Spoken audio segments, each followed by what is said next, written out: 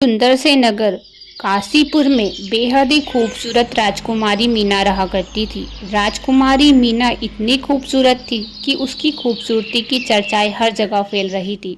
राजकुमारी मीना के खूबसूरत होने की चर्चाएं सारे राज्य में थी। राजकुमारी मीना अपने पिता की इकलौती संतान थी।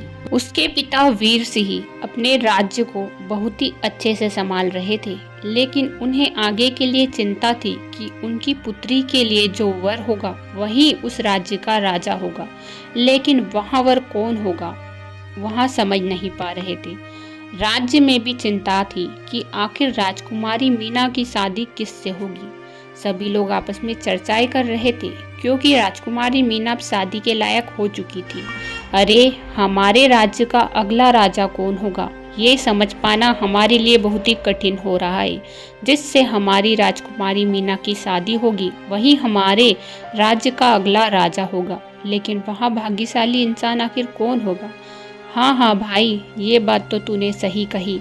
वहाँ तो बहुत ही भाग्यशाली होगा, क्योंकि उसके हाथ तो राजकुमारी मीना जो लगेगी वहाँ खूबसूरत तो है ही सही, साथ में उसका राज्य सारा उसी को जाएगा जो कि हमारी राजकुमारी मीना से शादी करेगा। लेकिन ये बात समझ नहीं आ रही कि राजा अभी तक राजकुमारी मीना के लिए योग्य वर की तलाश क्यों नहीं कर रहे। आखिर उन्हें योग्य वर की तलाश शुरू कर देनी चाहिए। उनकी उम्र भी हो चली है, अब वो योग्य वर की तलाश करेंगे तभी तो उनकी शादी होगी। जब तक हमारे राजा इस राज्य के लिए योग्य वर की तलाश नहीं कर देते, तब तक तो हमारी राजकुमारी मीना की शादी भी नहीं हो पाएगी, ना ही इस राज्य के लिए उचित राजा मिल पाएगा। भाई, हमारे राजा वीर सिंह जो भी करेंगे हम सबके भले के लिए ही करेंगे। आखिर इस राज्य के लिए एक ऐसा राजा ही चाहिए जो हम सबको अच्छे से समझे, हमारी स्थिति को समझे और हमें इस राज्य को और भी ज़्यादा आगे बढ़ाए। हाँ हाँ भाई, ये बात तो बिल्कुल सही कह रहे हो। सारे नगर में यही चर्चाएं फैल रही थी कि राजा अपने राज्य के लिए एक अच्छे योग्य वर की तलाश में है, लेकिन ये कोई नहीं जानता था कि वहाँ वर कौन होगा।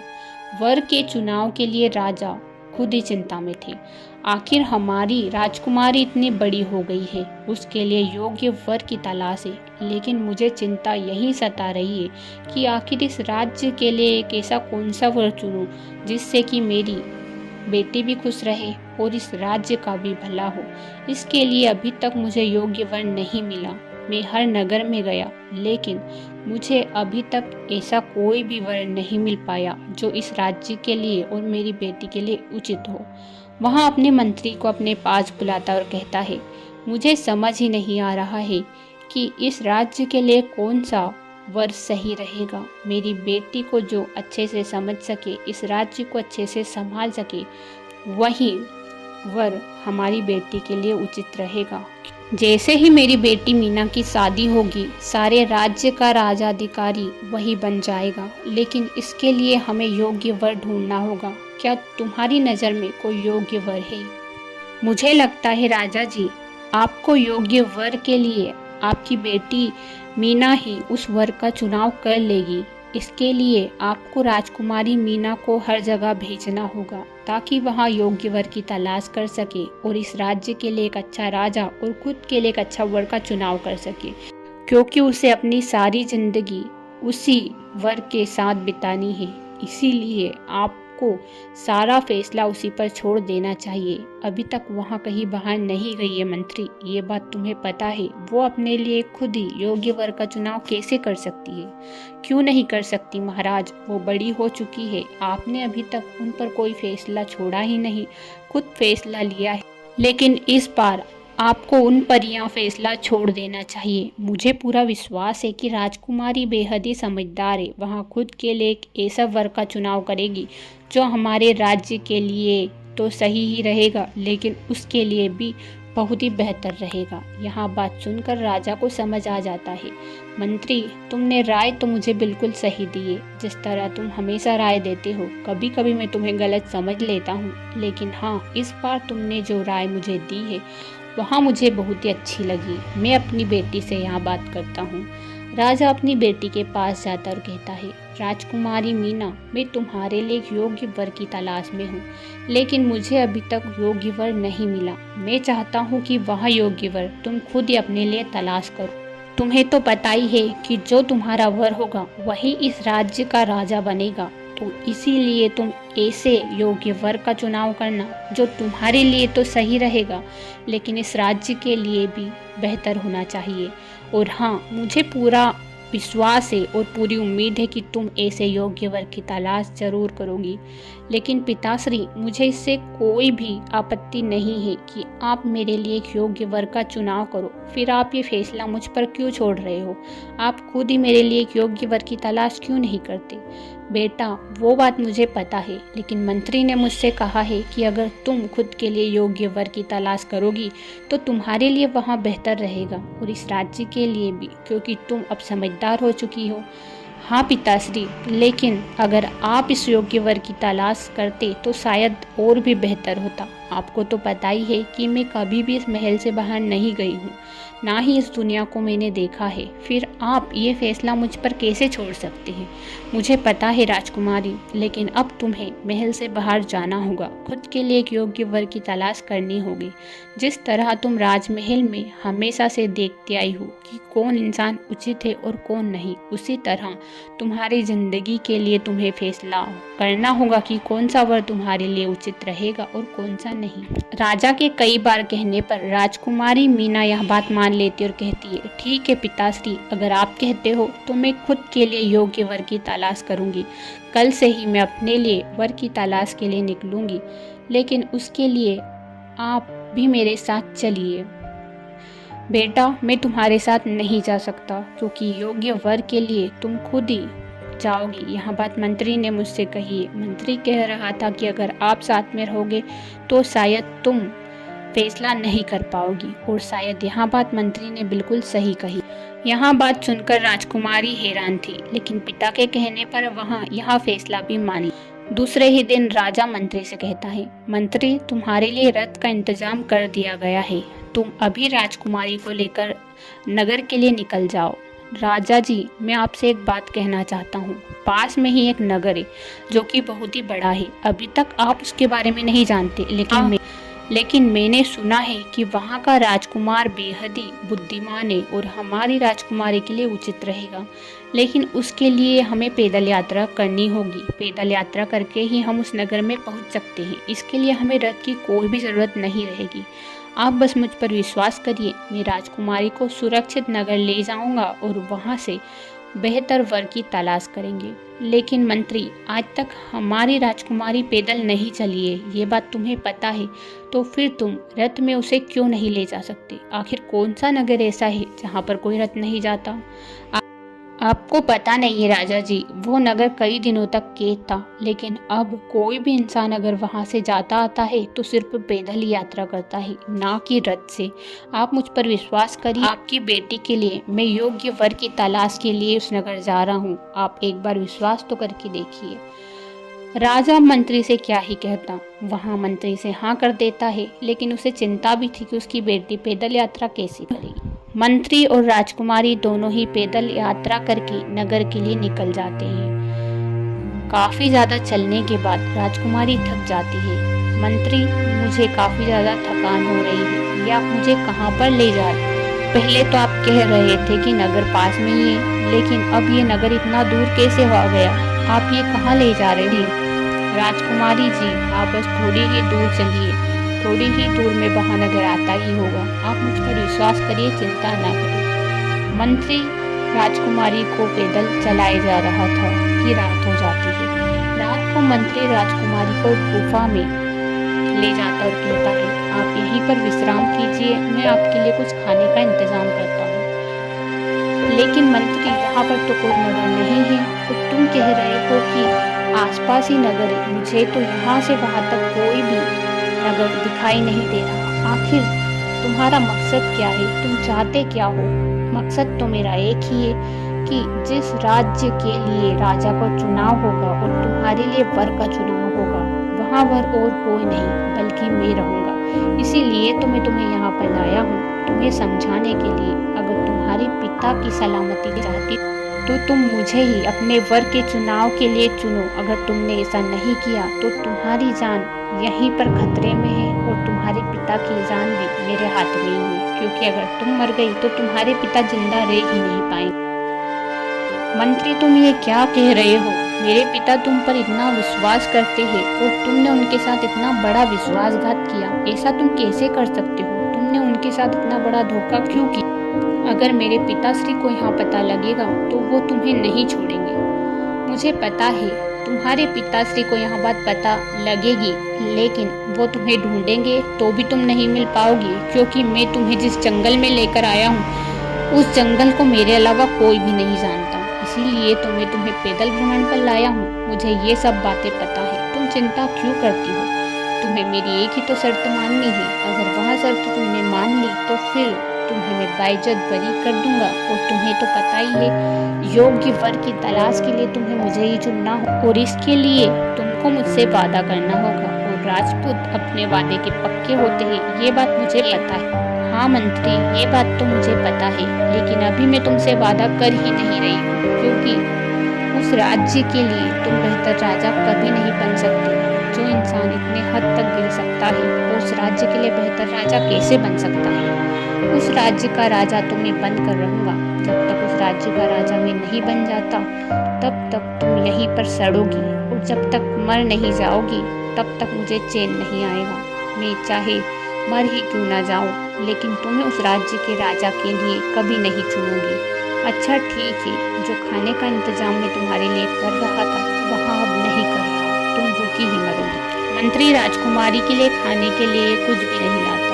राजकुमारी को बहुत ही भूख लगी थी। मुझे बहुत ही भूख लग रही है, मैं क्या करूँ? मुझे तो कुछ समझ नहीं आ रहा। करीबन 2-4 दिन बीत जाते हैं। मंत्री महल वापस नहीं लौटता। राजा को चिंता सताती है। राजा को कुछ समझ नहीं आ रहा था। जो मंत्री उससे कह कर गया था कि रात को वहाँ नगर से वापस आ जाएगा, उसे 3 दिन हो चुके हैं लेकिन वापस नहीं लौटा है। सब जगह छानबीन करने के बाद भी राजकुमारी का कहीं पता नहीं था, जिस बात को लेकर राजा काफी चिंता में थे। आखिर हमारी राजकुमारी गई कहाँ होगी? मंत्री ने हमारे साथ विश्वासघात किया है। उस मंत्री पर मुझे पहले से ही शक था, लेकिन अब तो उस मंत्री का शक विश्वास में बदल गया है। वहाँ हमारी राजकुमारी के लिए सही नहीं है, वहाँ उसे नुकसान पहुँचा सकता है। मंत्री का चाहे कुछ भी हो जाए, हमारी राजकुमारी को कुछ नहीं होना चाहिए।